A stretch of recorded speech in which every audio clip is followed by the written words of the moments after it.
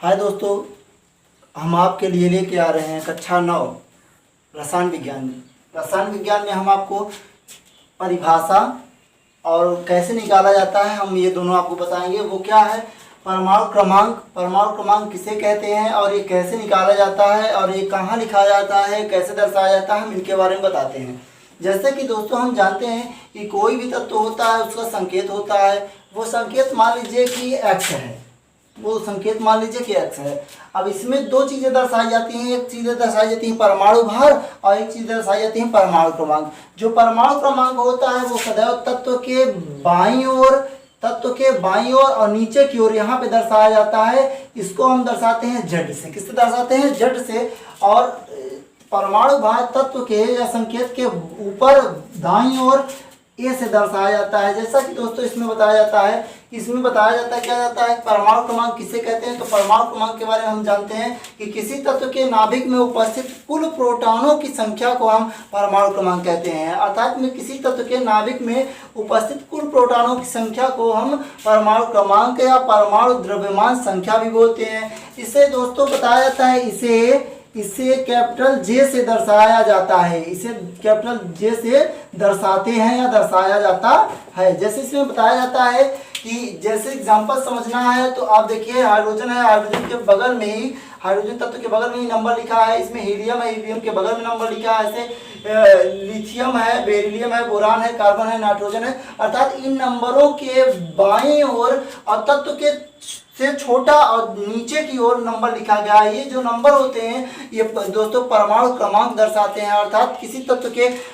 तत्व के रखने का जो क्रम होता है आवर्त सारणी में ये प्रदर्शित करते हैं और दर्शाते हैं। अर्थात प्रोटॉनों की संख्या जो होती है किसी तत्वों में वो उनके परमाणु क्रमांक को दर्शाते हैं। जैसा कि हम इसमें बताया जाता है कि क्वेश्चन के माध्यम से कैसे समझेंगे, तो क्वेश्चन के माध्यम से जैसे इसमें बताया गया है कि क्वेश्चन है किसी तत्व का परमाणु भार 23 है तथा न्यूट्रॉनों की संख्या 12 है। तो परमाणु क्रमांक या तत्व के आवर्त सारणी में रखने का स्थान बताइए।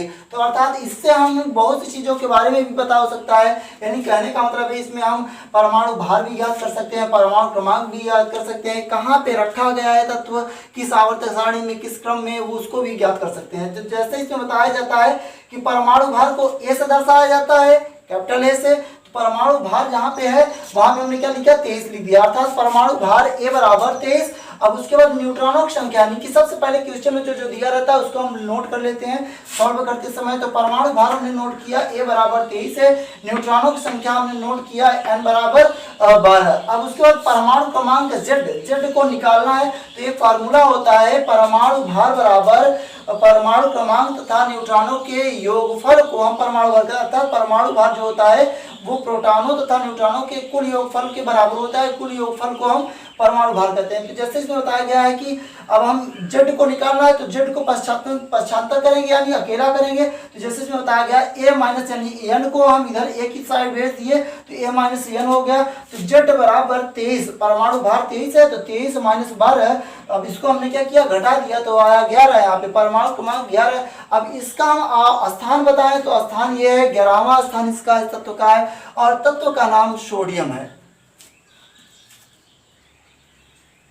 दोस्तों जैसा कि हम अगले वाले क्वेश्चन में देख रहे हैं, अगले वाले क्वेश्चन में क्या है किसी तत्व में परमाणु भार दिया है 27, न्यूट्रॉनों की संख्या दी है 14। अब इसमें बताया गया है कि परमाणु क्रमांक निकालिए और तत्व का नाम बताइए। तो परमाणु क्रमांक निकालना है हमको, तत्व का नाम बताना है। तो इसमें सबसे पहले हम क्या करेंगे, यहाँ पे फार्मूला होता है ए बराबर जेड प्लस एन, अर्थात ए बराबर जेड प्लस एन से हम करेंगे। तो यहाँ पे जब हम करते हैं तो क्या होता है कि सबका मान रख देते हैं। तो जेड बराबर ए प्लस एन, जेड बराबर ए माइनस एन कर देते हैं क्योंकि हमको जेड का मान निकालना है। तो क्या करेंगे एन को इधर ए की तरफ भेजेंगे एक साइड में। तो एन क्या है पॉजिटिव है, इधर आइए तो निगेटिव हो जाएगा। ठीक उसी प्रकार जेड बराबर ए का मान हमने रख दिया 27 और एन का मान रख दिया 14। अब हमने क्या किया घटा दिया, इन दोनों को घटाने के बाद जेड बराबर आया 13। अब 13 किस तत्व का ना 13 जो होता है परमाणु क्रमांक किस तत्व का परमाणु क्रमांक है। तो बताया जाता है इसमें कि एल्यूमिनियम का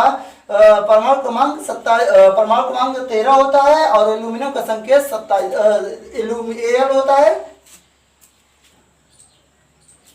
दोस्तों जैसा कि आप जानते हैं कि परमाणु क्रमांक के बारे में हमने अभी अभी अध्ययन किया।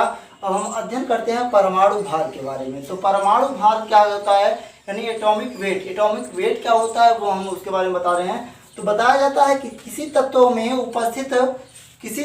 उपस्थित कुल प्रोटॉनों व न्यूट्रॉनों की संख्या के योगफल को हम परमाणु भार कहते हैं या परमाणु द्रव्यमान कहते हैं।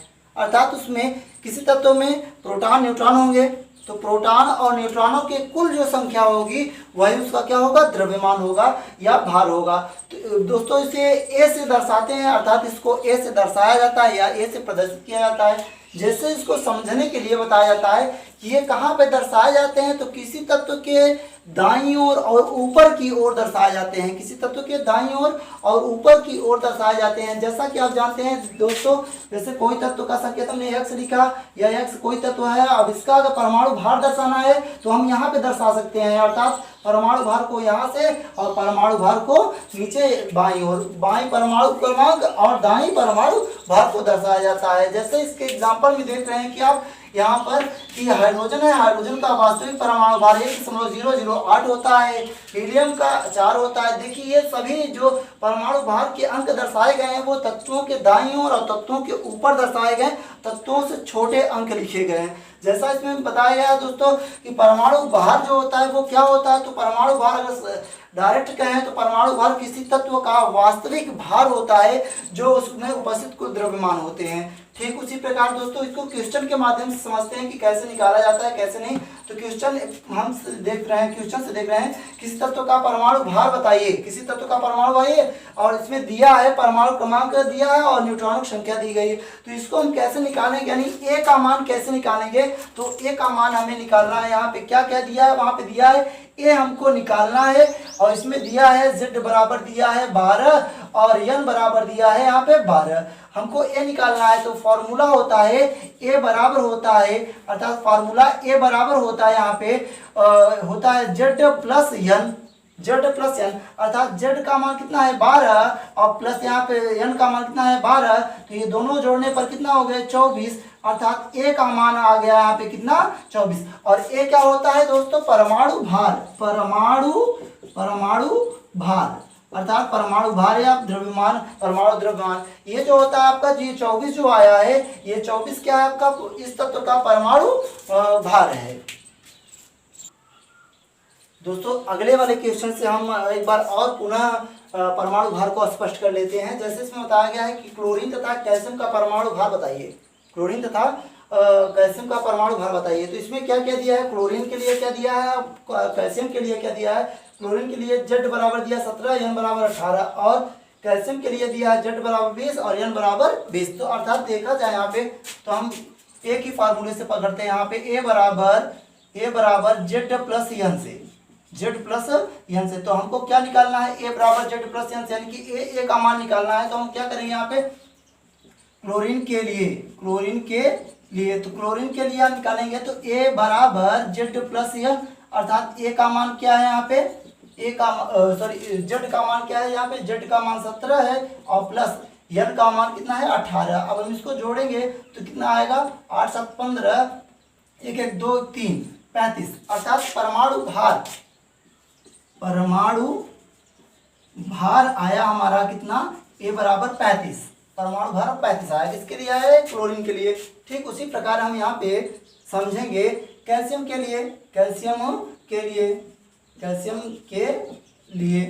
जब कैल्शियम के लिए हम समझेंगे यहाँ पे दोस्तों, तो कैल्शियम के लिए क्या हो जाएगा यहाँ पे a बराबर z प्लस n, z का मान कितना है 20 और प्लस n का मान कितना है 20। तो यानी a का मान हमको परमाणु भार एक बराबर कितना है यहाँ पे 20 40, यानी कि 20 और 20 जोड़ दिया तो कितना है 40। तो ये कहने का मतलब है ये परमाणु भार है और ये भी आपके क्या है परमाणु